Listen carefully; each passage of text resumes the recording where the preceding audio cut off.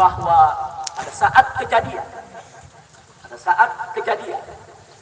tidak ada satupun di antara kami, baik saya dan keluarga maupun seluruh laskar pengawal yang begitu setia, yang mengira kalau yang melakukan pengejaran, mepet, mengganggu adalah dari kepolisian. Sama sekali kami tidak pernah menduga, kami tidak pernah mengira, apalagi kami menuduh. Yang kami tahu, mereka adalah orang-orang jahat yang ingin mencelakakan kami. Dan jumlah mereka bukan 1, 2, 3 mobil. Banyak sekali mobil saling silih berganti, berupaya untuk maju ke depan, untuk bisa sampai ke mobil Habib Hanif yang persis ada di belakang saya, bahkan untuk bisa mencapai mobil saya yang ada di depan. Tapi dengan gagah luar biasa, para syuhada kita, laskar-laskar pengawal yang paling belakang ini, sudah ada 2 mobil. Luar biasa. Mereka cerdas, mereka brilian, mereka berani. Panutan kita Habib Muhammad Rizik Syihab Syihab, mudah-mudahan beliau selalu dijaga oleh Allah Subhanahu wa taala, dimenangkan perjuangannya, dijaga zahir batinnya, dijaga keluarga beliau dan semua para alim ulama, mudah-mudahan selalu dimenangkan perjuangannya oleh Allah. Amin ya rabbal alamin. Kita mintakan langsung kepada imam besar kita. Takbir! Takbir! Sallu ala Nabi.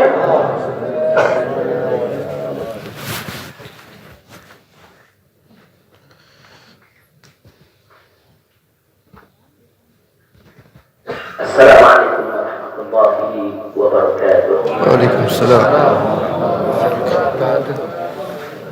Bismillah, walhamdulillah, wassalatu wassalamu ala rasulillah wa ala alihi wa sahbihi wa mawalah.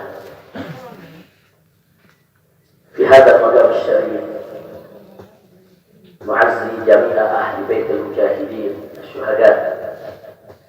أعظم الله أجركم وأحسن الله عساكم وغفر الله لأمواتكم أجمعين وكتب الله في قلوبكم صبرا جميلا آمين يا رب العالمين.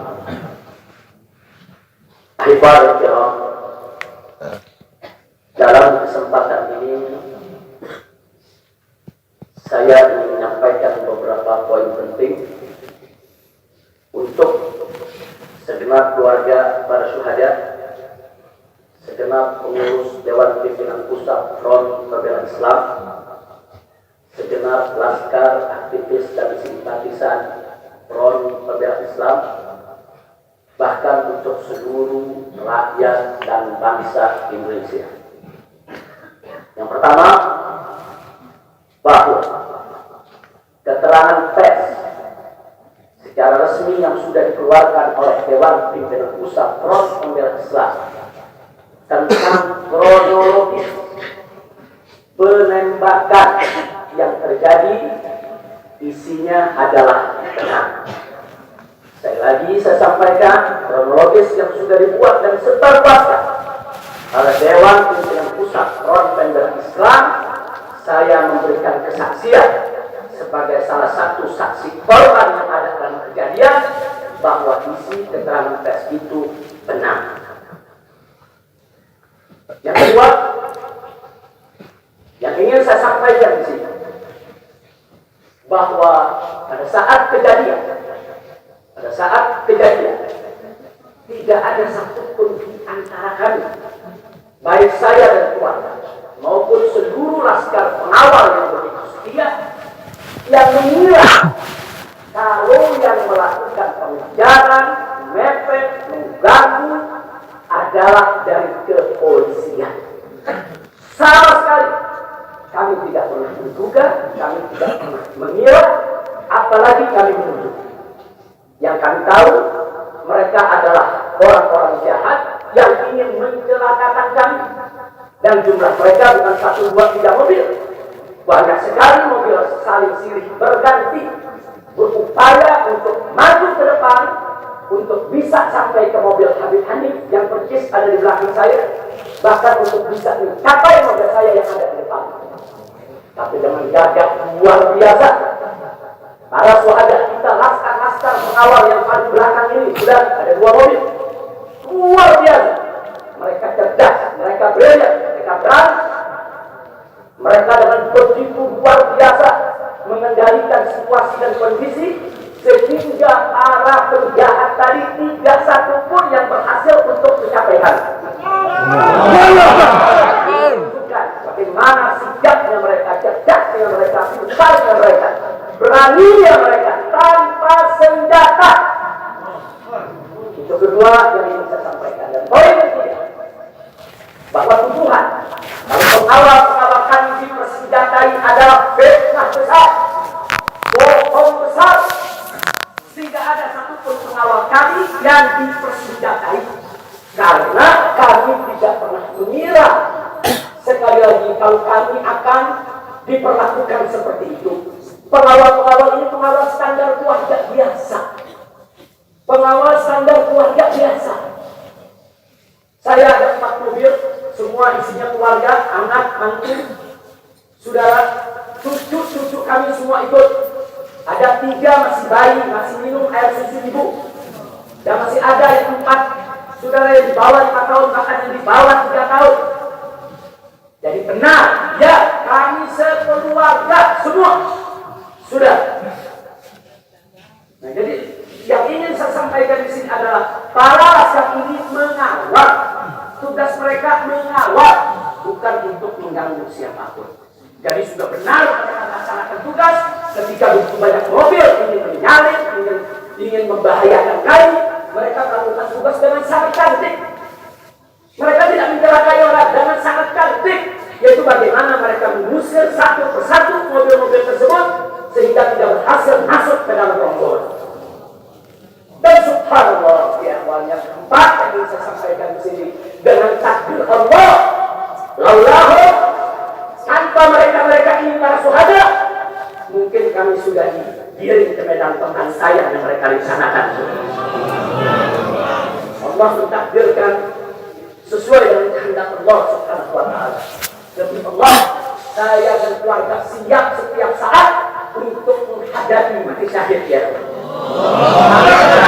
Mundur serangkah pun juga tidak akan pernah takut untuk menghadapi segala ancaman dan teror. Itu saya sampaikan sekali lagi, 6 laskar yang mati syahid ini, mereka laskar yang luar biasa, mereka laskar yang setia. Bahkan Anda bisa dengarkan dalam rekaman-rekaman yang tersebar, yang viral di mana-mana ya Pak, bagaimana mereka tertawa, saudara senang begitu melihat saya dan keluarga semua sudah terbebas dari penjara. Begitu mereka melihat saya dan keluarga semua sudah berhasil meluncur keluar dari penjara, mereka senang. Padahal sebentar lagi mereka akan dibantai, mereka digiring ke medan pembantaian. Dan sampai saat itu kami tidak pernah tahu kalau mereka yang melakukan pembantaian adalah pihak kepolisian. Kami tidak pernah tahu, kami tidak pernah suudon, kami tidak pernah menuduh. Bahkan dalam keterangan pers Dewan Pimpinan Pusat Front Pembela Islam masih dicantumkan orang yang tidak dikenal. Karena kami tidak berani menuduh siapapun tanpa bukti, kami tidak berani menuduh siapapun tanpa saksi. Itu ajaran Islam. Tidak boleh kita menuduh siapapun tanpa bukti dan saksi ya Pak. Tapi subhanallah, tatkala dari pagi sampai siang kami kerahkan laskar-laskar Kerawang dipimpin oleh pimpinannya masuk ke setiap rumah sakit di wilayah Kerawang, masuk ke setiap kantor polisi saudara di Kerawang, menyapu bersih itu jalan tol saudara, setiap rest area didatangi semua dalam rangka untuk mencari para syuhada ini. Di mana mereka? Di mana mereka? Tapi subhanallah, akhirnya Allah buka mulut yang membantai saudara. Allah buka mulut mereka. Allah buka mulut mereka saudara. Tidak bisa mereka sembunyikan saudara. Allah Maha Kuat, Allah Maha Besar, Allah Maha Kuasa. Allah buka siang itu Kapolda Metro Jaya mengakui ya Pak. Kalau para penyerang, para penyergap, para penuntut, saudara yang kami semua juga mereka bajingan penjahat, saudara yang ingin mencelakai kami, ternyata diakui sebagai bagian daripada penyelidikan, bagian daripada penyidikan Polda Metro Jaya. Bukan kami yang menuduh, mereka yang mengaku ya Pak. Kalau mereka menutup mulut, tidak pernah mengaku, sampai kapanpun kami tidak akan pernah tahu ya Allah. Subhanallah, Allah. Hanya hitungan jam, saudara. Allah buka mulut mereka. Padahal sekali kalau mereka menutup seumur hidup pun, kami tidak tahu. Tapi Allah Maha tahu. Allah Maha berkehendak. Allah buka mulut mereka, saudara. Allah buka pengakuan mereka, saudara. Sehingga sekarang menjadi terang benderang siapa para pelaku penjahat itu, saudara. Lupa. Suhada kita yang enam ini, saudara. Mereka sudah melakukan tugas jihadnya menjaga kabar, menjaga ulama, dan mereka sudah mendapatkan hadiahnya dari Allah, mati sebagai syahid. Insya Allah sahadat mereka diterima oleh Allah Subhanahu wa Ta'ala. Dan sengaja, namun kami meminta bantuan dari keluarga masing-masing untuk bisa mereka dimakamkan di pondok pesantren atau ulama Saleh ini. Akan tapi salah satu daripada suhada kita atas permintaan keluarga mereka, ibundanya yang begitu cinta kepada sang anak ya Tuhan, dibawa ke rumahnya dan dikubur di rumahnya. Jadi sekali lagi, mudah-mudahan semua suhadanya nanti diterima. Saya tidak ingin berpanjang lebar lagi, tapi sekali lagi bahwa DPP MPI sudah berkomitmen dengan seluruh ormas-ormas Islam yang ada di apa, Anda bisa lihat bagaimana ormas-ormas Islam sudah memberikan pernyataan sikap dan berbagai kalangan, di mana kita kompak semua satu kata bahwa harus membentuk tim pencari fakta independen yang melibatkan semua elemen, yang melibatkan Komnas HAM, Amnesty Internasional. Bahkan kami minta juga Komnas HAM anak untuk ikut berbuat, karena di dalam kejadian itu ada yaitu 3 bayi dan masih ada lagi yaitu 4 balita ditambah 1 bayi balita dan salah seorang anak kerabat kami ya Pak. Jadi pada kejadian itu tidak kurang dari 12 wanita, 3 bayi dan 6 balita yang masih berada di bawah usia 5 tahun. Komnas HAM anak tidak boleh dibiarkan, karena pada saat kejadian itu ada bayi-bayi yang ketakutan karena mobil itu meluncur tidak wajar, tidak semestinya. Dalam goncangan mobil tersebut, bayi-bayi itu menangis, ibu-ibu itu menangis, mereka terteror, terintimidasi, mereka bukan tidak takut, ini satu teror yang luar biasa. Nah, karena itu sekali lagi, Komnas HAM perempuan, Komnas HAM anak, mereka semua harus ikut terlibat.